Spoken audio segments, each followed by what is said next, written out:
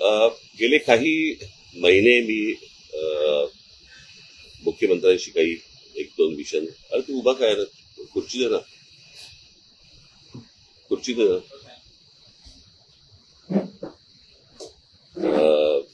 काही महत्वाच्या विषयांवरती मी त्यांच्याशी बोलत होतो आणि साधारणपणे त्याचा एक कशा प्रकारे आराखडा आखता येईल. तुम्हाला कल्पना असेल की 2014ला मी एक एस्थेटिक या विषयावरती एक 16 मिनिटाची डॉक्युमेंटरी केली होती, जी आज युट्यूबवरती आहे. ती आता मी इतर भाषांमध्ये पण करतोय. ती आता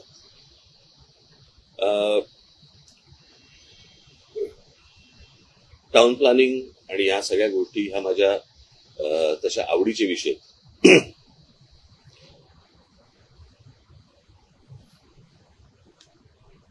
एक स्कॉटिश, मला माहिती आहे की आता मी जे काय बोलणार आहे त्याच्यामध्ये फारसा तुम्हाला इंटरेस्ट नाहीये, पण तरी पण आता मी कशासाठी गेलो होतो हे तुम्हाला सांगणं गरजेचं आहे. आणि याच्यामध्ये तुम्हाला दुसरीकडे कोणाकडे तरी जाऊन तुम्हाला काय वाटतं असं होणार नाही तुमचं. त्याच्यामुळे तुम्हाला आता या विषयामध्ये किती इंटरेस्ट असेल मला माहिती नाही. एक फार चांगलं वाक्य आहे त्या एका स्कॉटिश साहित्यिकाचं, आणि त्याच्यानंतर ते बऱ्याच लोकांनी वापरलं. मला वाटतं लेनिनने वगैरे पण ते नंतर त्या गोष्टी यूज केल्या थोड्याशा वेगवेगळ्या पद्धतीने, की तुमच्याकडची लहान मुलं कोणती गाणी गातात सांगा, मी तुमच्या देशाचं भविष्य सांगतो, असं ते वाक्य होतं.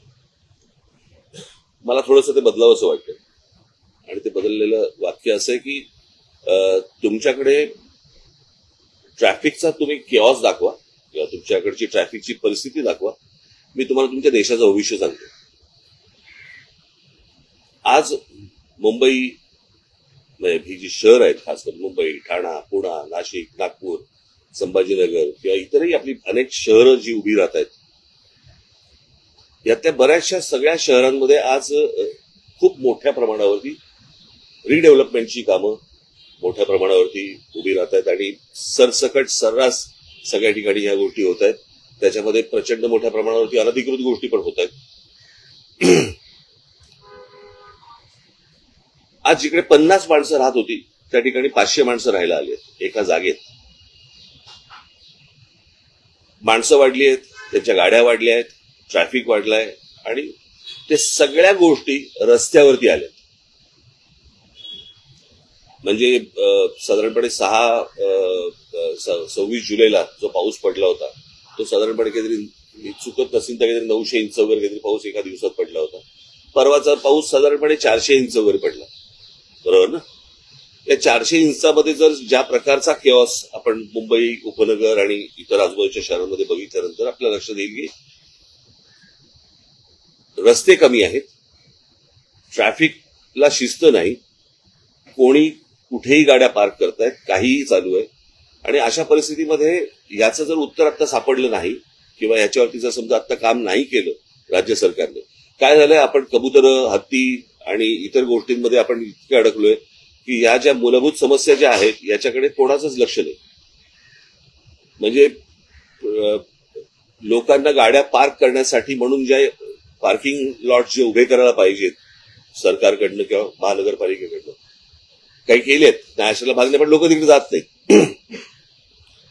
मला असं वाटतं की या ठिकाणी लोकांनी गाड्या पार्क करणं, जिथे पार्किंग नसेल तिकडे, आणि या प्रकारची एक शिस्त लावणं गरजेचं आहे.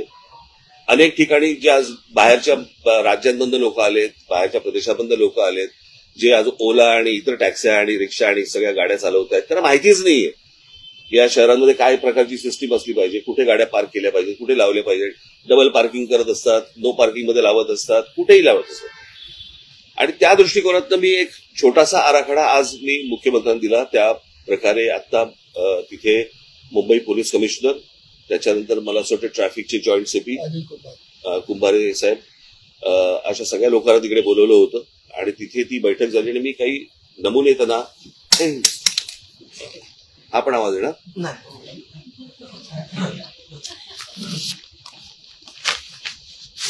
काही नमुने मी त्यांना सांगितले आणि मी त्या प्रकारची एक सिस्टीम लागल्यावरती वर्तमानपत्रामध्ये जाहिरात देऊन एक आपण गोष्ट बघितली पाहिजे की साधारणपणे जास्ती आकाराचा दंड किंवा जेल या गोष्टीला लोक घाबरतात. त्याच्यामुळे दारू पिऊन गाडी चालवणं हे आता जवळपास बंद झालेलं आहे.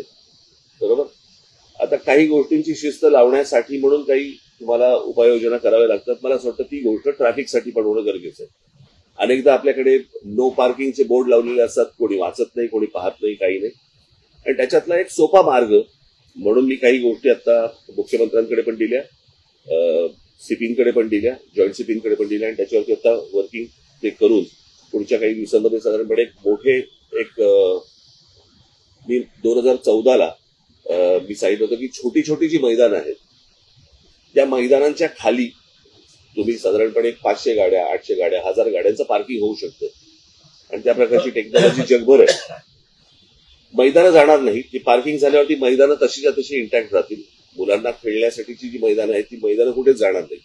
सो अशा प्रकारच्या अनेक अरेंजमेंट्स, अशा प्रकारच्या अनेक गोष्टी आपल्याला करता येण्यासारख्या आहेत. त्यातली पहिली गोष्ट मी त्यांना सांगितलं होतं की पार्किंग आणि नो पार्किंग याच्यासाठी जे फुटपाथ आहे त्या फुटपाथनं आपले काही रंग असले पाहिजेत.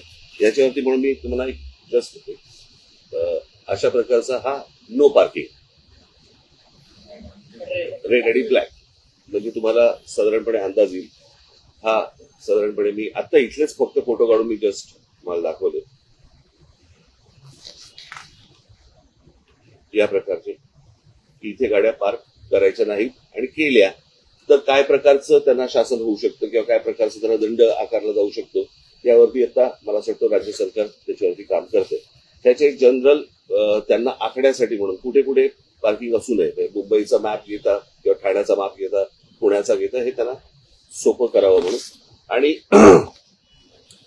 कशा प्रकारची जाहिरात वर्तमानपत्रामध्ये केली पाहिजे आणि मग त्याच्या खाली साधारणपणे काय आकारातला दंड आकारले जातील आणि काय वगैरे, तर ह्या प्रकारचं साधारणपणे मी त्यांना एक आता प्रेझेंटेशन हे दिलं. आणि मला असं वाटतं की ह्याच्यातनं किमान आता थोडी बहुत शिस्त लागायला तरी सुरुवात होईल आणि अनेकांना कळेल की कुठे गाड्या पार्क. आज 2 चाकी वाहनं जी आहेत त्या 2 चाकी वाहनं आज ट्रॅफिक सिग्नल पाळत नाही. मला अनेक मुंबईकर असे असतील की ज्यांना 100% माहिती आहे की ही गोष्ट की रात्री साधारणपणे 12 वाजता जरी सिग्नल चालू असेल तरी गाड्या थांबायच्या. आता दुपारी 12 वाजता पण थांबत नाही. आणि ही या प्रकारची बेशिस्ती की कायद्याला न जुमानणं आणि कायदा जरी तुम्ही केलात तरी आम्ही आमच्या पद्धतीने वागणार, मला असं वाटतं ह्याच्यातनं शहरं उभी नाही राहणार. आपण अजून वाईट गोष्टींकडे आपण जाऊ. अत्यंत विचित्र लेवलवरचा किऑस हा भविष्यामध्ये मला दिसतोय जर आता याच्यावरती जर काही उपाययोजना झाल्या नाहीत सरकारकडनं तर. कारण त्या प्रकारची बेशिस्ती ही अजून वेगवेगळ्या गोष्टींमध्ये येत जाणार आणि मग ते एकदा हाताबाहेर गेलं की कोणीच काही करू शकणार नाही. आज प्रत्येक एखादी कंपनी असते, एखादी शाळा असते, एखादं कॉलेज असते, प्रत्येक ठिकाणी काही नियम असतात. मला असं वाटतं शहरांचे पण नियम असतात आणि कशा प्रकारे तुम्ही गाड्या चालवल्या पाहिजेत, कुठे गाड्या पार्क केल्या पाहिजेत, कुठे लोकांना चालायला फुटपाथ नाहीये, फुटपाथवरती फेरीवाले बसलेले असतात, काही लिगल असतात, अनेक इलिगल असतात, त्यांचं काय करायचं. मला असं वाटतं की ह्याचा एक आराखडा या शहरांचा आखणं खूप आवश्यक आणि गरजेचं आहे आणि आत्ता त्याची अत्यंत नितांत गरज आहे.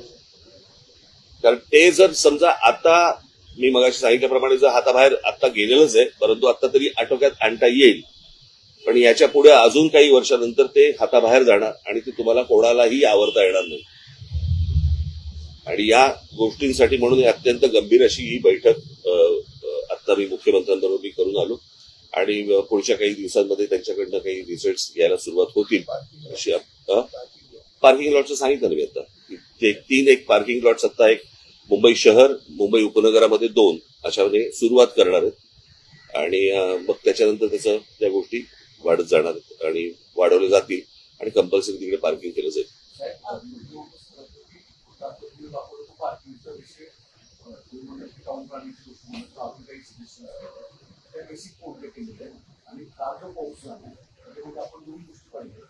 नवीन मुंबई किंवा त्या परिसरामध्ये तितकंच पाऊस झाला जेवढा वसई विरार परिसरात थोडंसं पात्र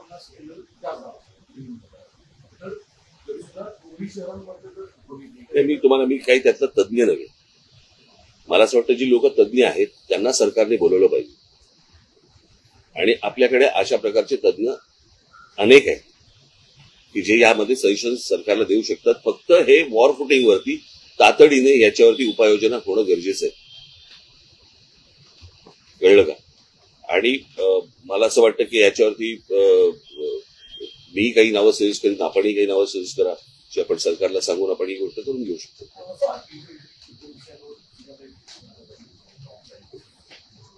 आता मला असं वाटतं हा विषय सगळ्यात गंभीर विषय आहे आणि तो म्हणजे ट्रॅफिकचा. कारण त्याच्यामुळेच सगळ्यात जास्ती किंवा आता गणपती येतील बरं का, त्या सगळ्या गोष्टी सुरू होतील आणि बस चाललंय म्हणून चालवत राहायचं असं नाही होऊ शकत. काही वर्षांपूर्वी मुंबई महानगरपालिकेनं विशेषतः शहर परिसरामध्ये अनेक विकासकांना जागा या वेगळ्या एका सेक्शन खाली सार्वजनिक पार्किंग उपलब्ध करून देण्यासाठी दिलेल्या होत्या. त्या पार्किंग तयार आहेत, परंतु तिथले दर जे आहेत ते सर्वसामान्य. बघा, मी तुम्हाला एक सिंपल आता मी तुम्हाला सिंपल लॉजिक सांगतो की साधारणपणे आता जर समजा गाड्यांचे दर पाहिलेत तर पार्किंगचा दर परवडायला काही हरकत नसेल.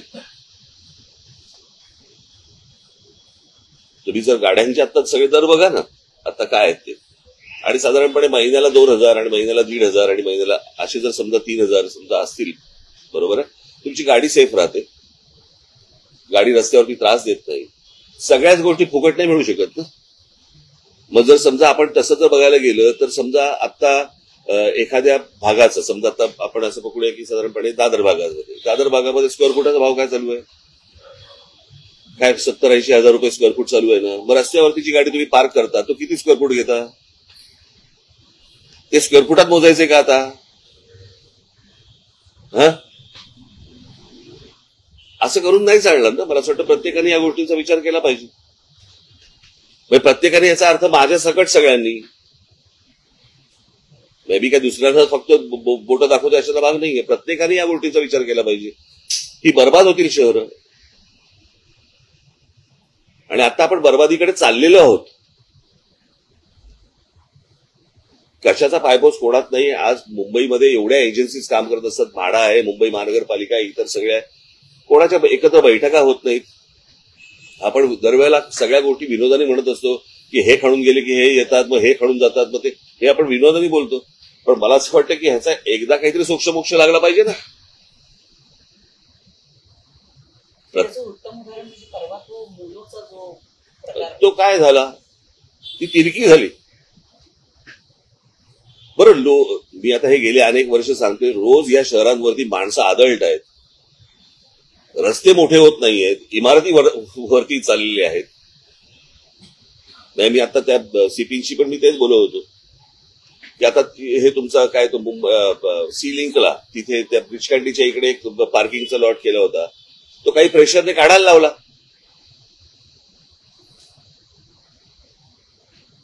काही धनदांडगे वरतून जे येतात म्हणजे आमच्यासमोर पार्किंग नको, तुमच्यासमोर पार्किंग नको म्हणजे काय. आज सगळा ब्रिजकांडीचा जो केओस झालाय तो त्याच्यामुळे झालेला आहे. आणि मी ती पण गोष्ट आता मी मुख्यमंत्र्यांच्या घरावर घातली आणि ती गोष्ट आता सुरू करतील ते.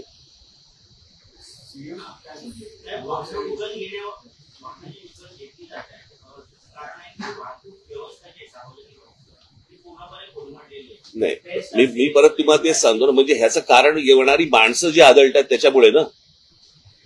आता बीईएसटी किंवा मुंबईची रेल्वे ही लोकल जी आहे ही मला असं वाटतं जगामध्ये अशा प्रकारे लोक घेऊन जाणारी पहिली असेल.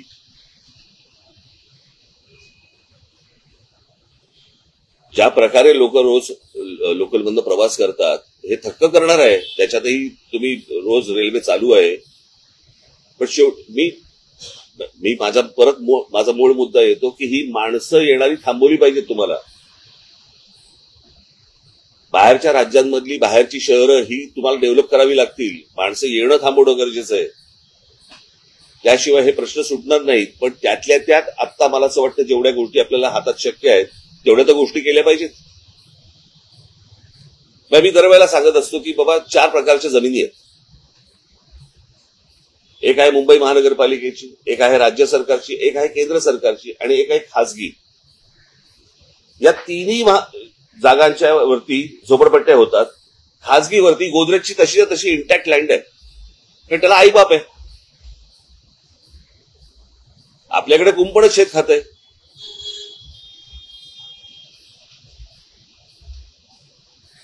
त्याच्यामुळे आज ज्यांना तुम्ही गाड्यांची लायसन्सेस देताय त्यांना हे शिकवले जात नाही कुठे गाडी पार्क करायची, कुठे कसं वागायचं. कारण त्यांना कोणत्याही प्रकारचा दंड नसल्यामुळे किंवा कोणत्याही प्रकारची त्यांना भीती नसल्यामुळे या सगळ्या गोष्टी शेवटी सरकारची अशा बाबतीत नको तिकडे भीती दाखवतात. कळलं का? की तुम्हाला काय नवीन काय फ्रेज आली, नक्षल काय, शहरी नक्षल, अर्बन नक्षल. ते अर्बन नक्षलपेक्षा इथे शिस्त लावा ना.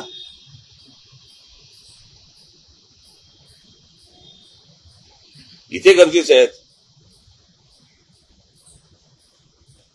उद्या ज्या प्रकारच्या जमिनी ज्या गौतम अदानीच्या घशात घातल्या जात आहेत, काय होणार मला जर सांगा. तिकडे त्या धारावीमध्ये कुठचे रस्ते आणि कुठचं काय करणार आहेत. आपल्याकडे नुसत्या स्कायस्क्रॅपर्स होत आहेत, उंच इमारती होत आहेत, परंतु खाली काय आहे. आज पुण्यासारखी परिस्थिती, पुण्यात तुम्ही जाऊन बघा, तुम्ही थायलंडला जाऊन बघा. नुसते मोनोरेल्स आणि ह्यांच्या तुमच्या फ्लायओव्हर्स आणि ब्रिजेसने ह्यांनी नाही प्रश्न सुटणार. तुम्हाला व्हेकल कंट्रोल करायला लागतील. आज अनेक ठिकाणी तुम्हाला आठवत असेल, मागे एक आंदोलन झालं होतं, तुम्हाला आठवतंय, आम्ही पक्षातर्फे घेतलं होतं, खोट्या टॅक्सी आणि खोट्या रिक्षांचं. आज असंख्य प्रमाणामध्ये, हजारोच्या प्रमाणामध्ये आज तुम्हाला खोट्या टॅक्सी आहेत, खोट्या रिक्षा आहेत, ज्यांना लायसन्सेस नाहीयेत. कोण चालवतंय, कोणाच्या नावावरती परमिट आहे, कोण चालवतंय, काही नाहीच आहे. त्याला धरबंदच नाही. त्याला याचं कारण कोणी तपासणार नाही, कोणी त्याच्यावरती विचार करणार नाही. चिरबिरी घेऊन सगळे सुटणारे आहेत. असं शहर नाही उभं राहू शकत. त्याच्यामुळे आजचा माझा जो विषय होता तो हा होता. आणि माझी तुम्हाला सगळ्यांना विनंती आहे की विनाकारण आत्ता मला इतर कुठचेही पॉलिटिकल प्रश्न न विचारता कृपा करून जर समजा या विषयाचं गांभीर्य राखून जर समजा तुम्ही हा विषय लावलात तर मला आनंद होईल त्या गोष्टींचा. एवढीच फक्त माझी तुम्हाला विनंती आहे.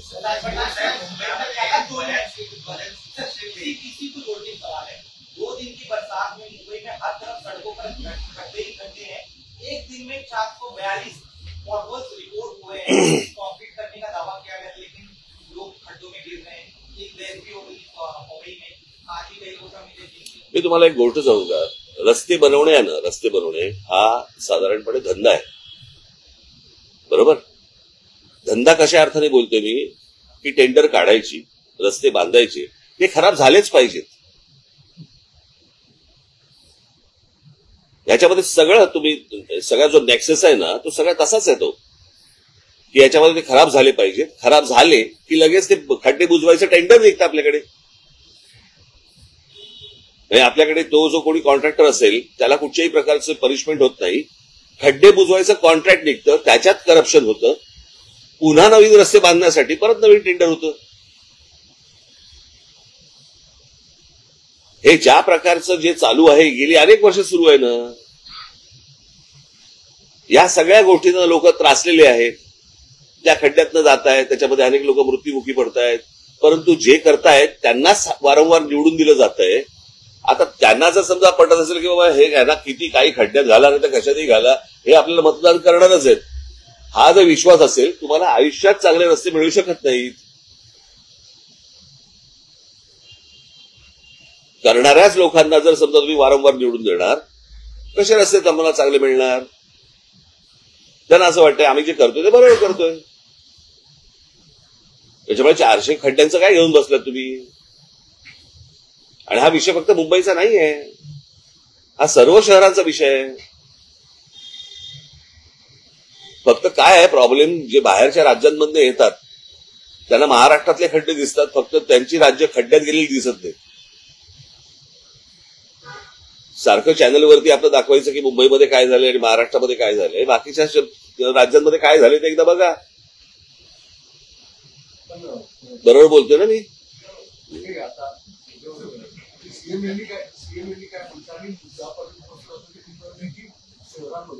सॉरी बाबा, ऐकलं नाही.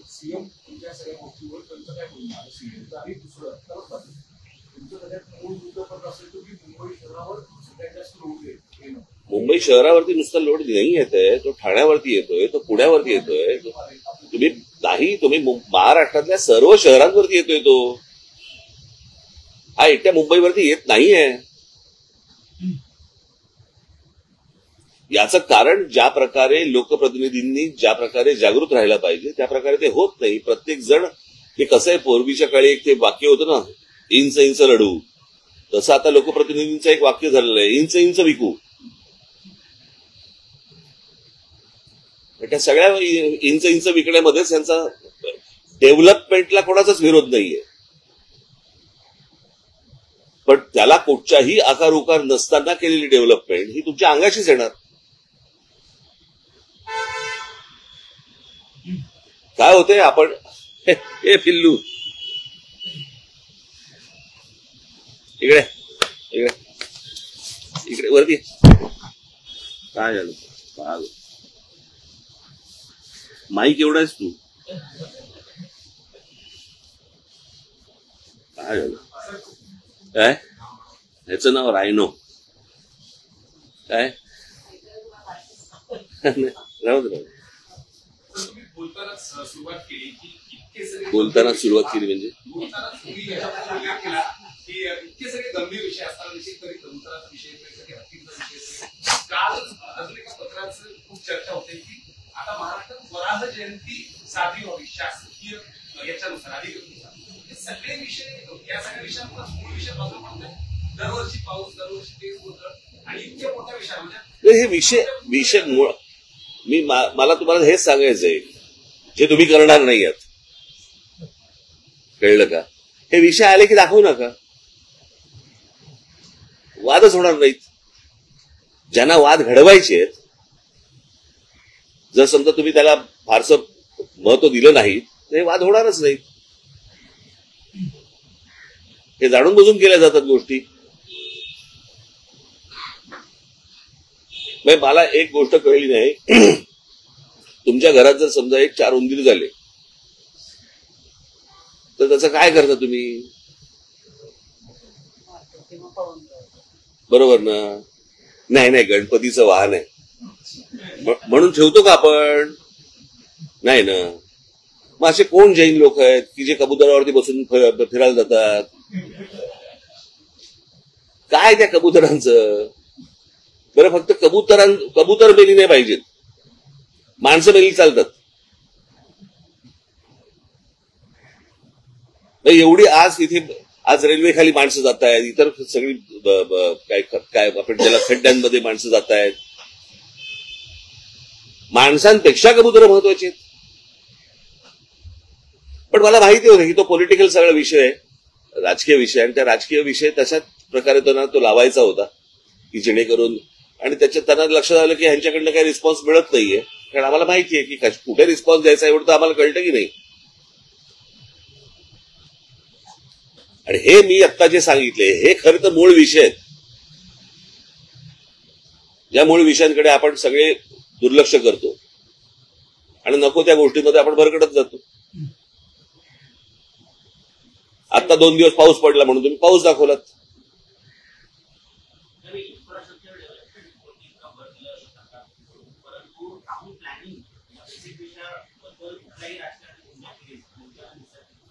या सगळ्या सरकारने ना इथे हा बंगला आहे माहिती आहे, इथे पांढरा बंगला आहे माहिती आहे, सेनापती बापटाच्या पुतळ्याच्या मागे.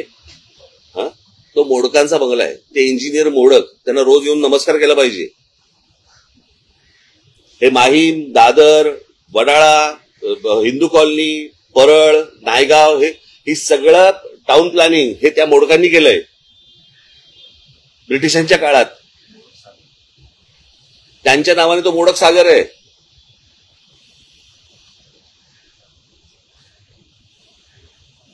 ह्या गोष्टी आपल्या समोर आहेत ना.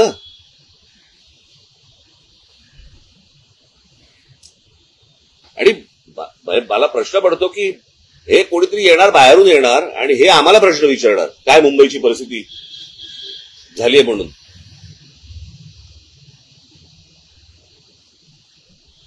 तो जो बाहेरून जो लोंढे येतात त्याच्यामुळे अनेक गोष्टी इथे उभ्या राहिल्या, अनेक प्रॉब्लेम्स इथे उभे राहिले. बरं, हे काय मुंबईचं नाही, हे कुठच्याही शहराचं होऊ शकतं. उद्या जर समजा तुम्ही कुठच्या दुसऱ्या राज्यांमध्ये गेलात आणि इतकी माणसं जर त्या राज्यामध्ये लखनौमध्ये गेली, आता मला तुम्ही सांगा त्या कुंभच्या वेळेला त्या काय ते प्रयागराज, त्याची लोकसंख्या किती आहे प्रयागराजची? काय किती असेल? 40 लाख. आता 40 लाख लोक राहतात तिकडे. कुंभसाठी जर समजा काही कोटी माणसं गेली तर त्याचं काय होईल? तिकडे तर जाऊन परत आले, इकडे तर येत आहेत आणि राहतायत. काय होईल मला सांगा या शहरांचं? आज तुम्ही नुसतं पत्रकार म्हणून विचार करू नका. उद्या तुमची मुलं आहेत, त्या मुलांची मुलं आहेत, ती इथे राहणार आहेत. कशी राहणार आहेत?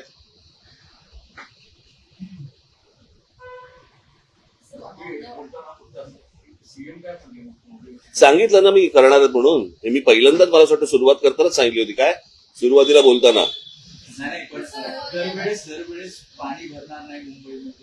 हे बाबा हे प्रश्न तुम्ही आता कसं आहे, मी सगळ्या गोष्टींचा आता बोलायला नव्हतो गेलो.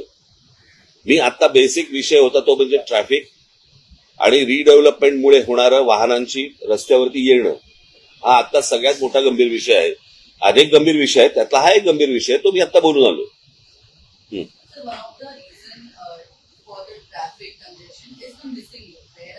Missing according to the development plan of 1991 and 2034 of the DMC, there are 22 planned roads. If implemented, there will be no need for coastal roads or external roads, but that doesn't seem to be in planning at all. प्रश्न असा आहे ना की आपल्याकडे कायदे आहेत, बरोबर आहे. आपण लॉ अँड ऑर्डर म्हणतो ना, सो लॉ आहे, ऑर्डर नाहीये. आपल्याकडे कायदे आहेत, आपल्याकडे सगळ्या गोष्टी आहेत, परंतु या प्रकारची कोणतीही गोष्ट काय, मी तुम्हाला तेच सांगतो ना की हा विषय गंभीर महत्वाचा आहे. हेच मुळात राज्य सरकारमध्ये मान्य होत नाही ना. हे राज्य सरकार फक्त नाही म्हणत मी, अगोदरची सगळीच राज्य सरकार. तुम्ही कोणत्याही राज्यामधल्या राज्य सरकारमध्ये टाउन प्लॅनिंग असा विषयच येत नाही. आपल्याकडे डीपी बनतो पण टीपी नाही बनत.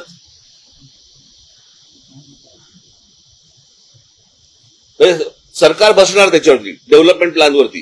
कशासाठी? कारण जमिनी विकता येतील, इथे हॉस्पिटल टाका, कोणाशी बोलून घ्या, इकडे अजून हे करा. पण टाउन प्लॅनिंग म्हणून जी गोष्ट असते, आता मी मगाशी माझा विचार अर्धवट राहिला पुण्याची परिस्थिती तर आता अशी आहे की पुणे साधारणपणे एखाद्या शहराची लोकसंख्या किती असते ना त्याच्याप्रमाणे साधारणपणे तिथे 15% रस्ते लागतात.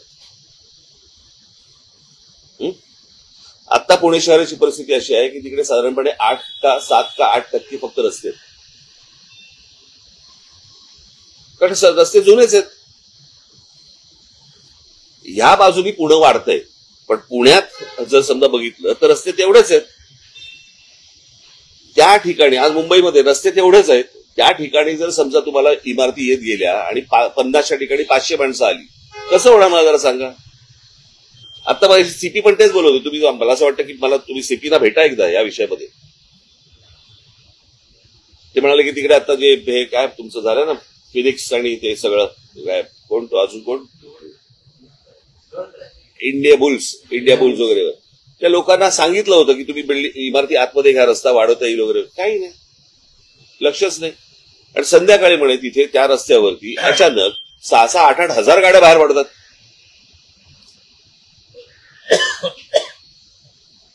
कशा पूर्ण आहेत गोष्टी तुम्हाला? चला ते बोलायला काय, मला बोलायला काही हरकत नाहीये, परंतु तुम्ही हा विषय घालवाल. मला नाही बोलायचंय.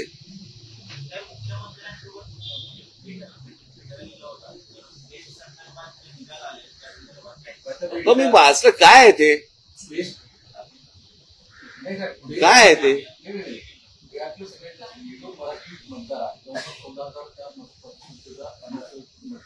बरं, तर मराठी माणूस म्हणून जर चर्चा सुरू होती की मनसे आणि उभाटा एकत्र सुद्धा का नाकारलं याचं काही analysis झालं. मला माहितीच नाही. मला हा विषयच मला काय मला मी काय बळांगणकडनं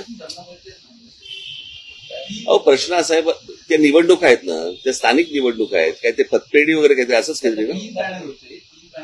ठीक आहे ना, छोट्या गोष्टी आहेत रे, काहीतरी काय कुठे काय तुम्हाला पाहिजे चहा घालावा, चहा घालावा.